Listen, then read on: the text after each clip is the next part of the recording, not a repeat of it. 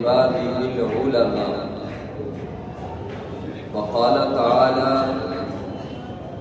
ولمن خاف مقام ربه جنتان. فقال رسول الله صلى الله عليه وسلم: أوصيكم بنفسي أولا بتقوى الله، أو كما قال عليه الصلاة والسلام. اللهم ربي يسر ولا تعسر وتمم بالخير وبك نستعين يا فتاح يا فتاح يا فتاح. سنقرئك فلا تنسى. رب اشرح لي صدري ويسر لي أمري واحلل عقدة من لساني يفقهوا قولي. اللهم رب زدني علما، اللهم رب زدنی علما، اللهم رب زدنی علما. سبھی حضرات درود پاک پڑھ لیں. اللهم صل علی محمد وعلى آل محمد كما صليت على إبراهيم وعلى آل إبراهيم إنك حميد مجيد. اللهم بارك على محمد وعلى آل محمد كما باركت على إبراهيم وعلى آل إبراهيم إنك حميد مجيد. بزرگان محترم و برادران عزیز، آج کی جو رات ہے، نہ تو یہ کسی اجتماع کی رات ہے اور نہ آج کی رات کوئی مخصوص بیان کرنے کی رات ہے. یہ میں پہلے ہی عرض کر رہا ہوں. آپ حضرات اتنی تعداد میں یا تو شوقیہ آئے ہیں یا ماحول کی وجہ سے آئے ہیں. اللہ کے خوف کی وجہ سے تو بہت کم لوگ ہیں جو سارا سال ہر روز آتے ہیں. زیادہ تعداد شوقیہ ہے یا ماحول کی وجہ سے.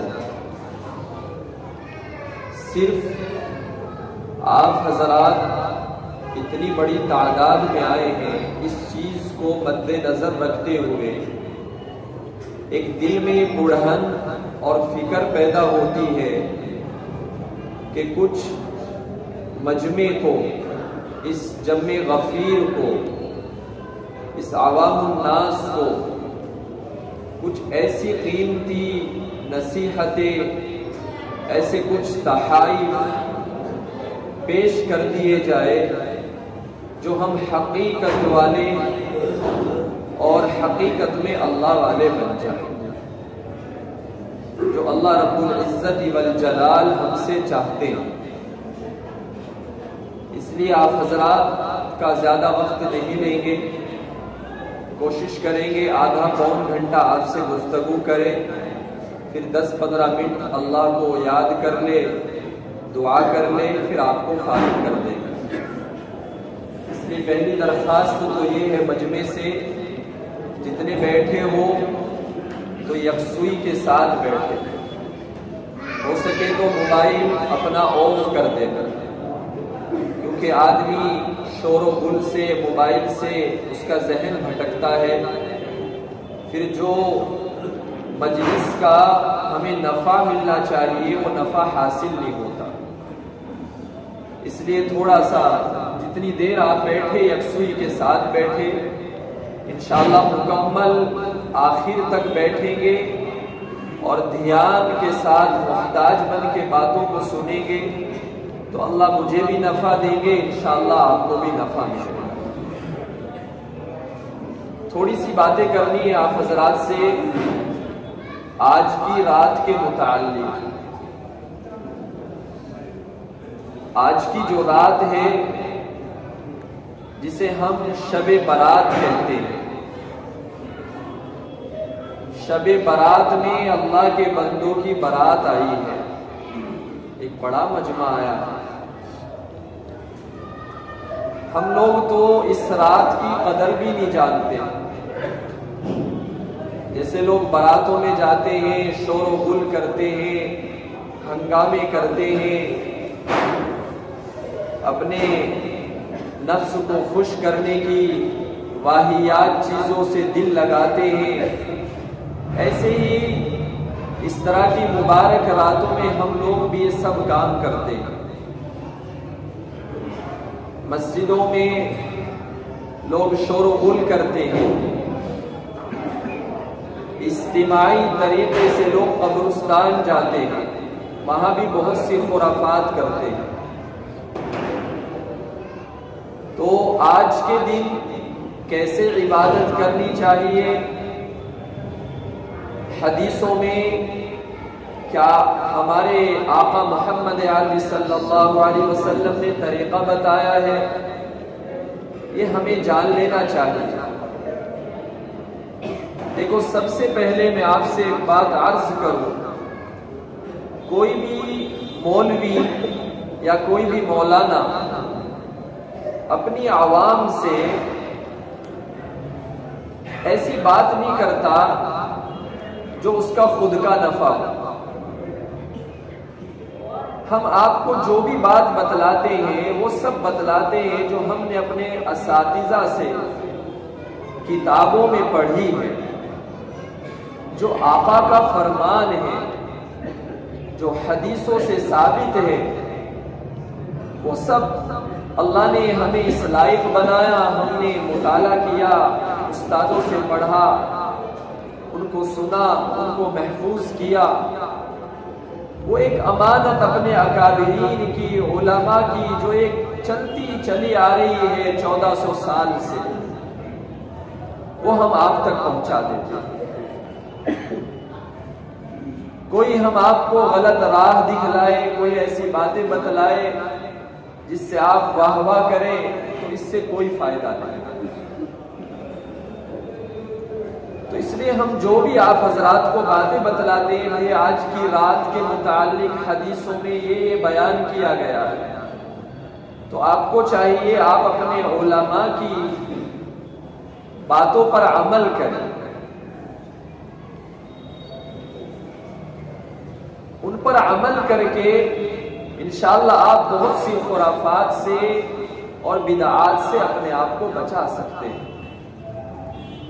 اور اگر آپ باہر کے لوگ جیسے بتلاتے ہیں، کرتا دیکھ رہے ہیں، آپ سب لوگوں کو ویسا کریں گے تو ہو سکتا ہے آپ ثواب کے چکر میں کہیں گناہ میں ملوث نہ ہو جاؤ۔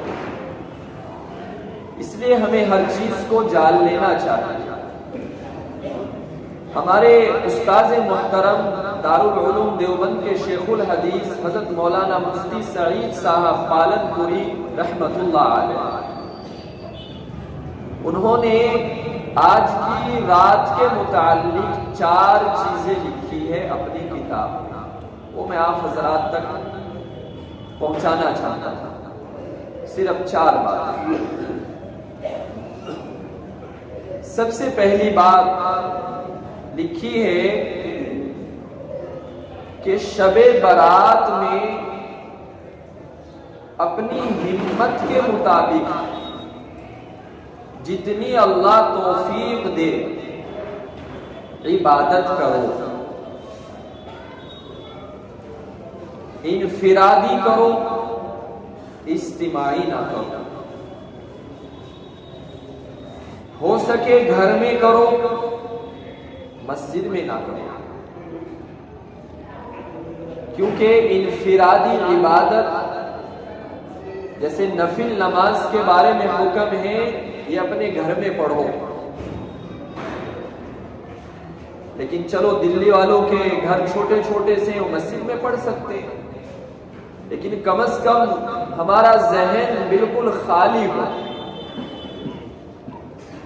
لوگ قبرستان جا رہے ہیں اکٹھے ہو کر، شور و غل کرتے ہیں، وہاں پتہ نہیں کیا کیا خرافات کرتے ہیں، چراغا کرتے ہیں، مسجدوں میں شور و غل کرتے ہیں۔ مسجد تو نیکی کرنے کی جگہ ہے، اگر آدمی نیکی کے گھر میں بھی نیکی نہیں کرے گا، پھر گناہوں کے ماحول میں اس سے نیکی کی امید کیسے کی جا سکتی ہے؟ تو مسجد میں آپ تنہا عبادت کریں، جتنا آپ کو اللہ توفیق دے نوافل پڑھو، قرآن کریم پڑھنا آتا ہے اس کی تلاوت کرو، پڑھنا نہیں آتا اسے سیکھو مرنے سے پہلے۔ قرآن پڑھنے کی کوئی عمر نہیں، آج سے نیت کرو، جس نے نہیں پڑھا کسی مولانا کو پکڑ لو، انشاءاللہ 6 مہینے میں سال میں پڑھ لو، ارادہ آپ کے ہاتھ میں۔ تو نوافل کا اہتمام، تلاوت کا اہتمام، اللہ کا ذکر کر لو، اللہ سے دعا مانگ لو، جتنی آپ میں ہمت ہے اللہ توفیق دے۔ نیند آئے پڑھ کے سو جاؤ، کہیں نہیں لکھا پوری رات جاگنا ہے شب برات۔ نمبر 2، ہمارے استاد نے لکھا ہے اگلے دن روزہ رکھنا اگر ہو سکے، اللہ ہمت دے۔ یہ روزہ مستحب ہے، نفلی ہے۔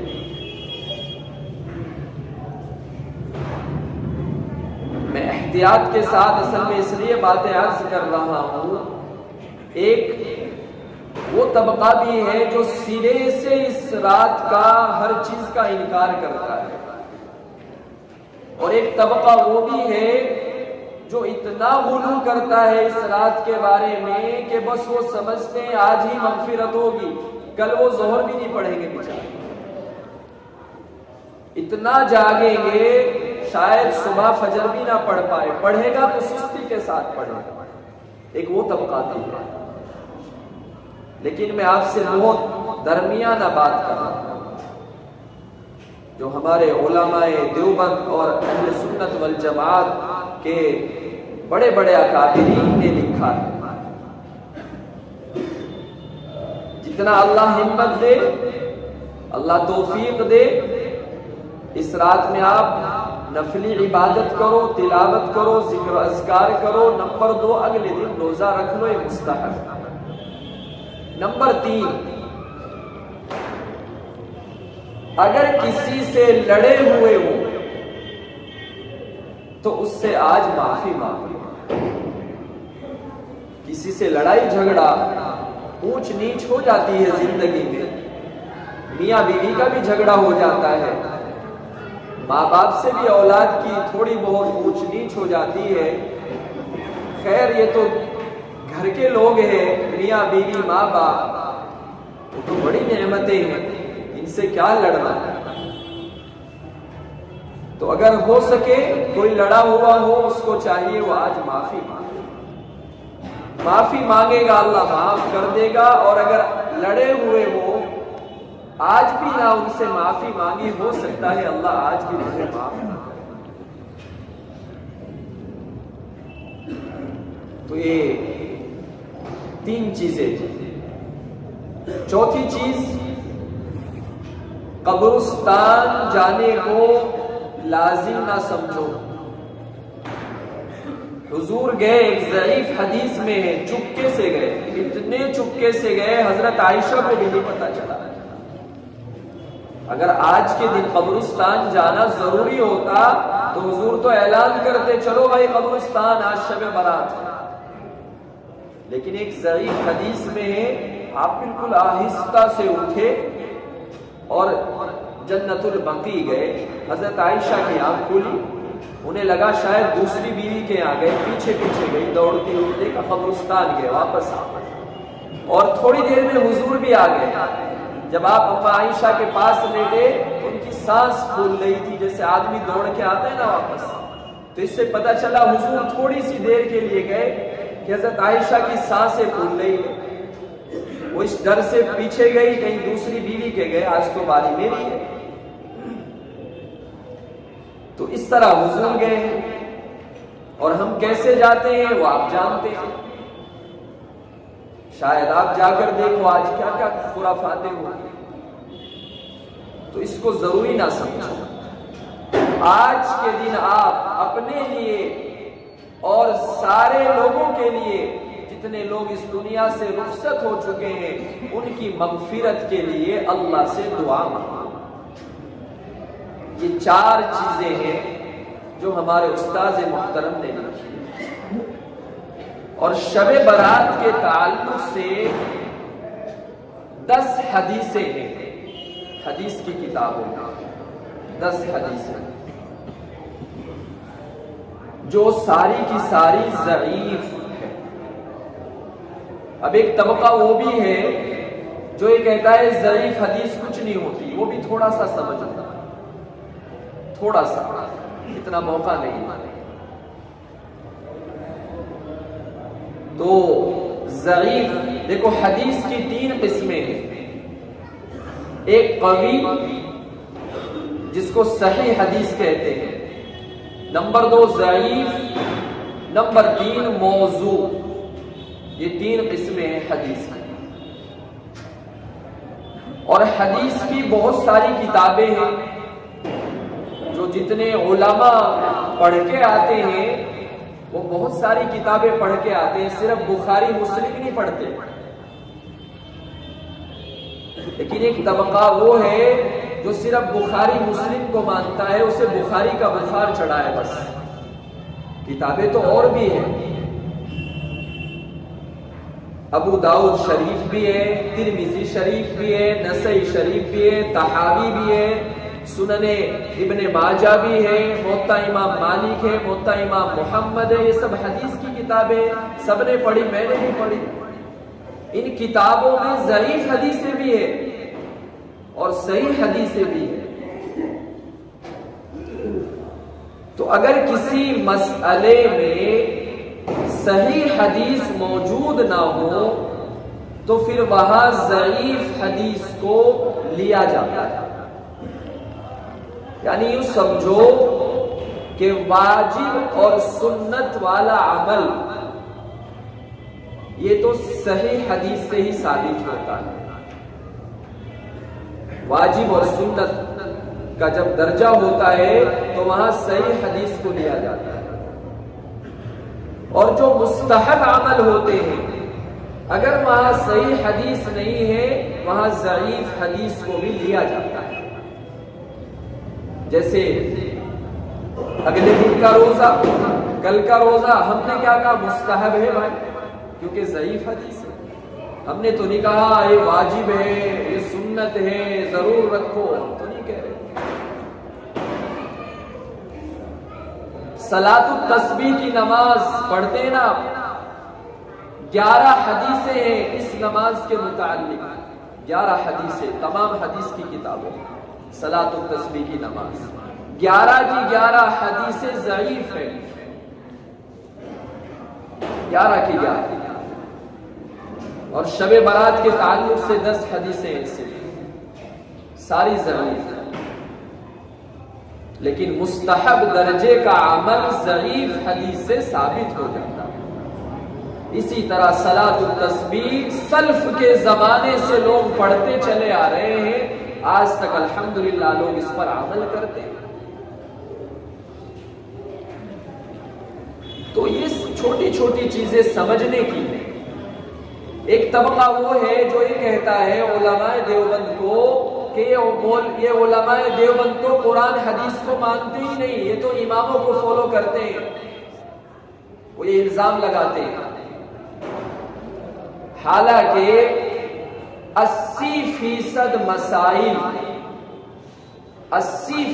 مسائل وہ ہے جس میں علماء دیوبند بھی خود قرآن حدیث کو ہی فالو کرتے ہیں، 80%، کسی اور کو نہیں مانتے۔ سمجھ رہے نا کتنے؟ 80% مسائل وہ ہے جن میں قرآن حدیث کو ہی فالو کرتے ہیں، 20% مسائل وہ ہے، 20% مسائل وہ ہے جن میں اماموں کا اتباع کیے بغیر چارہ ہی نہیں، اس میں وہ بھی اتباع کرتے ہیں بھلے ہی نہ مانے۔ 20% مسائل وہ ہے۔ جیسے میں ایک مثال پیش کرتا ہوں آپ کے سامنے، قرآن نے ایک لفظ کہا فَامْسَحُوا بِرُؤُوسِكُمْ، اپنے سر کا مسح کرو، یہ قرآن نے کہا۔ وضو جب کرتا ہے آدمی تو قرآن نے یہ اشارہ کیا فَامْسَحُوا بِرُؤُوسِكُمْ، یہ ترجمہ ہے اپنے سر کا مسح کرو۔ اب آپ کو یہ ترجمہ پتہ چل گیا، اب آپ سوچیں گے یار سر کا مسح کیسے کروں؟ ٹنکی کے نیچے سر کر کے پورا ہی دھو لوں، یا ایک بال بھگو لوں، یا ہاتھ اچھے سے بھگو کے پورا سر پیچھے تک دھو لوں؟ آدمی سوچے گا نا کیسے کروں؟ یہ چار ائمہ آئے، چاروں برحق۔ ہم نہیں کہتے امام ابو حنیفہ کے ماننے والے وہی برحق ہیں، چاروں برحق، سب اپنے مسائل اپنے دلائل میں بالکل قوی ہے۔ تو ان چاروں ائمہ میں کسی امام نے کہا جی کہ اگر سر کے مسے میں ایک بال بھی کسی کا بھیگ گیا سر کا مسح ہو گیا۔ امام ابو حنیفہ نے اس آیت سے کہا نہیں چوتھائی سر کا مسح کرو تو سر کا مسح ہو جائے گا۔ بعض نے کہا نہیں پورے سر کا مسح کرو، جو ان کو فالوور ہے ان کی بات پر عمل کرے۔ تو یہ ایک مثال میں نے پیش کی ہے، کس طرح مسح کرنا چاہیے یہ ہمیں انہی ائمہ حضرات نے بتایا، جن میں 20% مسائل میں ہم اس کو صرف فالو کرتے، 20%، 100% نہیں کرتے، جن میں چارہ ہی نہیں۔ تو خیر بات بہت لمبی ہو جائے گی، یہ موضوع نہیں ہے۔ یہ ضعیف حدیث جو آج شب برات کے تعلق سے ہے اور وہ صلاۃ التسبیح کی، اس سے مجھے یاد آیا، میں اس طرف پہنچ گیا۔ تو بہرکیف میں آپ سے عرض کر رہا تھا آج کی رات آپ تنہا جتنی اللہ توفیق دے عبادت کرے، اللہ آپ کو توفیق ہمت دے، اگلے دن کا روزہ رکھ لو۔ یہ سمجھو رمضان شروع ہونے سے پہلے اللہ کی طرف سے یہ ایک مقدمہ ہے کہ بھئی رمضان کی تیاری کر لو، ایک الارم بج چکا ہے۔ اس لیے ہمارے نبی پاک صلی اللہ علیہ وسلم شعبان کے مہینے میں بہت روزے رکھتے تھے، اکثر روزے رکھتے تھے۔ تو اس لیے یہ کل کا روزہ رکھیں گے، اللہ آپ کو ہمت دیں گے انشاءاللہ، پھر سارے رمضان کے روزے رکھیں گے۔ بہرحال میرے بھائیوں، تھوڑی سی میں نے آپ حضرات کے سامنے قرآن کریم کی چند آیتیں تلاوت کی تھی، ان کی روشنی میں ذرا سی باتیں کر لیتے ہیں، پھر انشاءاللہ دعا کریں گے۔ دو چیزیں ہیں، ایک ہے امید اور دوسری چیز ہوتی ہے خوف۔ بھائی حاضر تو یہی ہے نا، سب سننے نا دھیان سے، انشاءاللہ سنے نفع ہوگا۔ یہ دنیا کی زندگی، دنیا کی الجھنیں کبھی ختم نہیں ہوگی، تھوڑا وقت دو انشاءاللہ نفع ہوگا۔ دنیا تو چلتی رہے گی، موت پہ ختم ہوگی بس۔ تو دو چیزیں ہیں، ایک ہے امید اور ایک ہے خوف، دونوں اللہ کی بہت بڑی نعمت ہے۔ انسان لمبی لمبی امیدیں باندھتا ہے کہ میں کل ایسا کروں گا، میں اگلے مہینے ایسا کروں گا، یہ سب امیدیں ہیں اس کی۔ امید بھی ایک نعمت ہے، لیکن اللہ کا خوف یہ بہت بڑی نعمت ہے، اللہ کا خوف۔ نبی اکرم صلی اللہ علیہ وسلم اللہ سے دعا مانگا کرتے تھے خوف کی، اللہم انی اسألک من خشیتک ما تحول به بینی و بین معصیتی۔ یہ نبی دعا مانگتے تھے اللہ سے، اے اللہ میں آپ سے سوال کرتا ہوں آپ کی خشیت کا، آپ کی رحمت میرے گناہوں سے بہت بڑی ہے۔ تو اس طرح نبی اللہ سے دعا مانگتے تھے تاکہ خشیت اور اللہ کا خوف زیادہ ہو۔ تو اللہ کا خوف جس بندے کے دل میں پیدا ہو جائے، ڈر، یہ بہت بڑی نعمت ہے۔ امام غزالی رحمۃ اللہ علیہ لکھتے ہیں کہ ایک ہوتا ہے خوف اور ایک ہوتا ہے حزن۔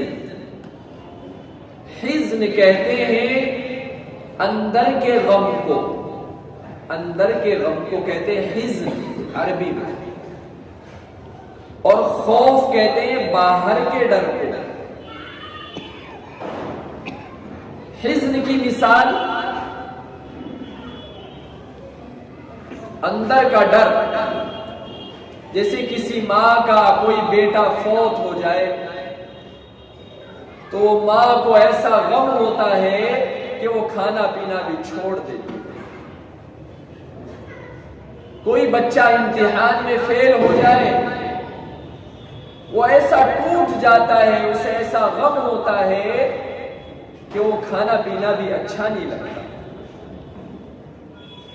تو میرے بھائیوں، جب انسان کو غم ہوتا ہے، حزن ہوتا ہے، تو کھانا پینا چھوڑ دیتا ہے، لیکن جب اس کو اللہ کا خوف ہوتا ہے، اللہ کا ڈر ہوتا ہے، تو پھر وہ اس خوف اور ڈر کی وجہ سے گناہوں کو بھی چھوڑ دیتا ہے۔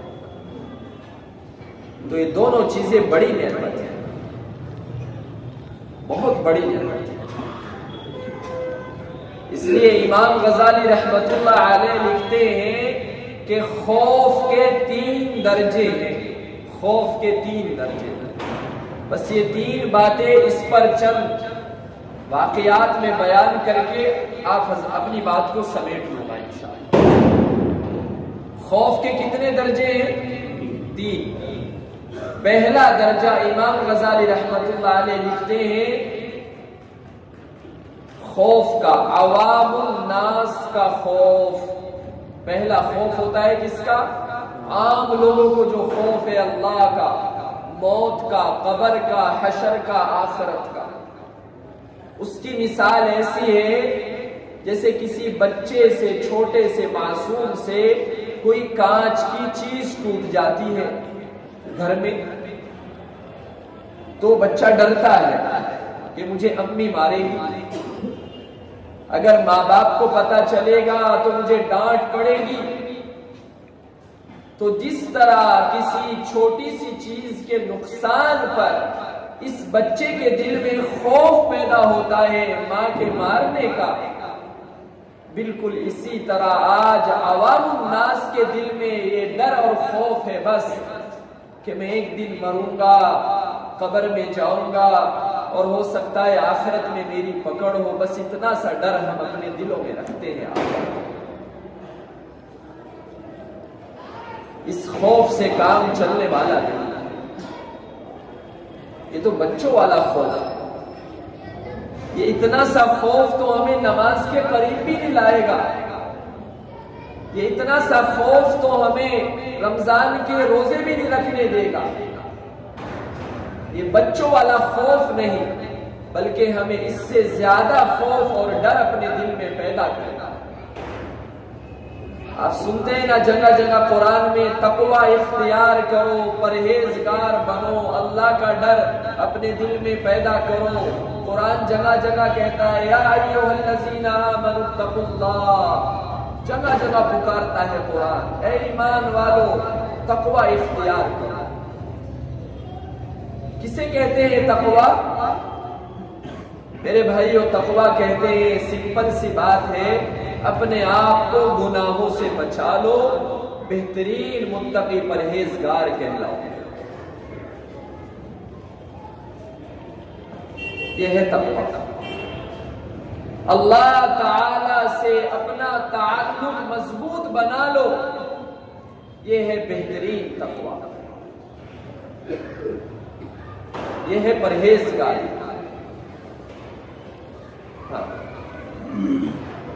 ایسا تقوی، ایسا خوف اپنے دل میں پیدا کرنا۔ ایک صحابی گزرے ہیں حضرت ابو دجانہ رضی اللہ عنہ، کتابوں میں واقعہ لکھا ہے ان کا، بہادر صحابی تھے حضرت ابو دجانہ رضی اللہ عنہ، مسجد نبوی میں نماز پڑھتے تھے، نماز فجر میں سلام کے فوراً بعد ابو دجانہ اپنے گھر کو چلے جاتے تھے، نبی کی دعا میں شریک نہیں ہوتے تھے۔ ایک دن ایک صحابی نے عرض کیا، یا رسول اللہ، ابو دجانہ آپ کی دعا میں نماز کے بعد شریک نہیں ہوتے، سلام کے فوراً بعد چلے جاتے ہیں گھر کو، آخر کیا وجہ ہے؟ آپ نے ایک دن ابو دجانہ سے کہا، ابو دجانہ کیا بات، ہماری دعا میں تم شریک نہیں ہوتے، فوراً گھر چلے جاتے ہو، کیا عذر ہے؟ تو کہنے لگے حضرت ابو دجانہ، یا رسول اللہ، آپ کی دعا تو ہمارے اوپر قربان ہے، بھلے کون ایسا ہوگا جو آپ کی دعا میں شریک نہ ہونا چاہے؟ یا رسول اللہ، بس صرف وجہ اتنی ہے کہ میرے گھر کے پڑوس میں ایک یہودی کا گھر ہے، اور اس یہودی کے گھر میں کھجور کا درخت ہے، اور اس کھجور کے درخت کی شاخیں میرے آنگن میں، میرے صحن میں لٹکی ہوئی ہے، اور رات کو ہوا چلتی ہے، اس کھجور کی شاخوں سے کچھ کھجوریں ٹوٹ کر میرے گھر کے آنگن میں گر جاتی ہے، میں جلدی سے نماز پڑھ کے اپنے گھر دوڑتا ہوں، کہیں ایسا نہ ہو سورج نکل جائے، روشنی میرے بچوں کے چہروں پر پڑ جائے، ان کی آنکھ کھلے، وہ گھر کے آنگن میں پڑی ہوئی کھجوریں یہودی کے پیڑ کی اٹھا کر کہیں کھا نہ لے، میں اس لیے جلدی دوڑتا ہوں اور وہ ساری کھجوریں سمیٹ کر اس یہودی پڑوس کو دے کے آتا ہوں، کہیں میرے بچوں کے پیٹ میں کوئی حرام لقمہ نہ چلا جائے۔ ابو دجانہ رضی اللہ عنہ جو اتنی احتیاط کر رہے ہیں اپنے بچوں کے حرام حلال کے لیے، حرام سے بچنے کے لیے، تو بھائیو یہ واقعات صرف سن کر سبحان اللہ کہنے کے لیے نہیں ہے، یہ واقعات عبرت کے لیے ہے، نبی کی ہر تعلیم، نبی کے صحابہ کی زندگی نمونے کے لیے ہے امت کے، آپ ان سے عبرت حاصل کریں، اپنے بچوں کو حلال لقمہ کھلاؤ، اپنے اندر اتنی پرہیزگاری اور تقوی اور للہیت پیدا کرو، تو ہمارے اندر بچوں والا خوف ہے۔ دوسرا، امام غزالی رحمت اللہ علیہ لکھتے ہیں، خوف کا دوسرا درجہ وہ ہے ابرار، نیک لوگوں کا خوف۔ نیک لوگوں کے دل میں جو خوف ہوتا ہے وہ کیسا ہوتا ہے؟ وہ عمل بھی کرتے ہیں لیکن عمل کر کے پھر بھی ڈرتے ہیں، یہ کہتے ہیں، اے اللہ، میں نے عمل تو کیا ہے لیکن پتہ نہیں اللہ میرا یہ کیا ہوا عمل، میری یہ پڑھی ہوئی نماز پتہ نہیں تیری بارگاہ میں قبول بھی ہوگی یا نہیں۔ یہ ابرار نیک لوگوں کی یہ کیفیت ہوتی ہے، وہ ڈرتے ہیں عمل کر کے بھی۔ حضرت امام ابو حنیفہ رحمت اللہ علیہ جنہوں نے صحابہ کو دیکھا، صحابہ سے علم لیا، اکابرین، امام ابو حنیفہ رحمت اللہ علیہ تابعین میں سے ہیں، ان کے بارے میں لکھا ہے، ذرا دل کے کان کھول کر ان کا یہ واقعہ سنیے کہ امام ابو حنیفہ رحمت اللہ علیہ وہ ہستی ہے جنہوں نے 40 سال تک عشاء کے وضو سے نماز فجر پڑھی ہے، یعنی پوری رات کھڑے ہو کر اللہ کو پکارتے تھے، عبادت کرتے تھے۔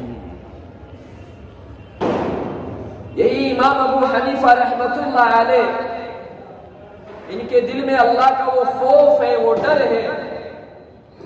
ایک دن مکہ المکرمہ میں حرمین شریفین میں مقام ابراہیم پر کھڑے ہو کر امام ابو حنیفہ رحمت اللہ علیہ نے 2 رکعت نماز نفل کی نیت باندھی اور 2 رکعت میں مقام ابراہیم پہ کھڑے ہو کر پورے قرآن کی تلاوت کی، اور پورے قرآن کو مکمل کر کے پھر کھڑے ہو کر اللہ سے دعا مانگتے ہیں، ما عبدناک حق عبادتی ما عرفناک حق معرفتی، اے اللہ ہم تیری عبادت کا حق ادا نہیں کر سکتے، اے اللہ جو تیری معرفت ہمیں حاصل ہونی چاہیے تھی اللہ وہ معرفت ہمیں حاصل نہ ہو سکی۔ امام ابو حنیفہ، ایسا خوف ہے ان کے دل میں اللہ کا، ایسا ڈر ہے ان کے دل میں اللہ کا۔ ہمارے اکابرین حضرت مدنی رحمت اللہ علیہ کے بارے میں لکھا ہے کتابوں میں کہ رات کو تہجد کی نماز میں ایسے روتے تھے جیسے کسی بچے کو اس کے باپ نے مارا ہو، ایسے بلبلاتے تھے جیسے کوئی انہوں نے بڑا گناہ کیا ہو اور اللہ کے سامنے ایسے معافی مانگتے تھے۔ یہی وہ اکابرین ہیں جن کے بارے میں قرآن کہتا ہے کانوا قلیلا من اللیل ما یہجعون وبالاسحار هم یستغفرون، کہ وہ لوگ ہیں جو رات کے حصے میں بہت کم سوتے ہیں، اپنے اللہ سے توبہ استغفار کرتے ہیں، ساری رات عبادت کرتے ہیں، کھڑے ہو کر قرآن پڑھتے ہیں، پھر آخری پہر میں اپنے اللہ سے توبہ استغفار کر کے اس سے معافی مانگتے ہیں۔ یہ ہمارے اکابرین کا طریقہ تھا۔ تو بھائیو، ابرار جو نیک لوگ ہوتے ہیں وہ عمل کر کے اتراتے نہیں، وہ عمل کر کے بھی ہر وقت اس خوف میں رہتے ہیں کہ میرا کیا ہوا عمل اللہ کے یہاں پتہ نہیں مقبول بھی ہے۔ تیسرا درجہ نیک لوگوں کا جو امام غزالی نے نقل کیا ہے وہ ہے صالحین کا خوف، جو اعلیٰ درجے کے اولیاء اللہ ہوتے ہیں ان کا خوف ایسا ہوتا ہے، اس کی مثال لکھی ہے کہ وہ عمل بھی کرتے ہیں لیکن وہ اس چیز سے ڈرتے ہیں اے اللہ جو ہم نے عمل کیے ہیں پتہ نہیں موت تک یہ صحیح سالم بھی رہے یا نہیں، کہیں ایسا نہ ہو ہماری موت کا وقت آئے ہم مسلمان بھی رہے یا نہیں۔ وہ ساری زندگی اسی ڈر میں گزار دیتے ہیں، اسی ڈر میں گزار دیتے ہیں۔ بہت سے واقعات لکھے ہیں ایسے۔ مصر کا ایک نوجوان تھا جو مسجد کے مینارے پر چڑھ کر اذان دیتا تھا۔ ایک دن اس نے حسب معمول مسجد کے مینار پر چڑھ کر، یہ واقعہ بھی کتابوں میں لکھا ہے حضرت پیر ذوالفقار صاحب نے، کہ اس نوجوان نے مصر کے مسجد کے مینارے پر چڑھ کر اذان پکاری اللہ اکبر اللہ اکبر۔ جب حی علی الصلاۃ پر اس نے اپنی گردن کو گھمایا، ایک نوجوان لڑکی پر اس کی نظر پڑ گئی۔ جب اذان پڑھ کے نیچے اتر رہا تھا اس کے باپ سے کہا میں تمہاری لڑکی سے شادی کرنا چاہتا ہوں۔ پتہ چلا یہ لڑکی یہودیہ ہے، یہ لڑکی کافر ہے، لیکن اس نے کہا نہیں میں اس سے شادی کروں گا۔ اس کے باپ نے کہا تمہیں یہودی بننا پڑے گا۔ تو جب اذان کے مینارے پر چڑھا اذان کے لیے تو مسلمان تھا، جب نیچے اترا تو ٹھوکر لگی، ارادہ غلط تھا، وہیں اس کو موت آ گئی۔ تو جب مرا تو کفر پر مرا۔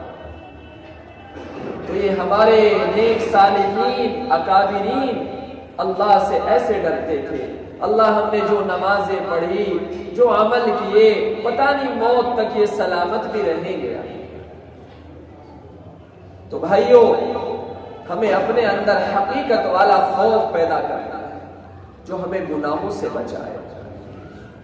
آج امت کھل کر گناہ کر رہی ہے، بڑے بڑے گناہ کر رہی ہے۔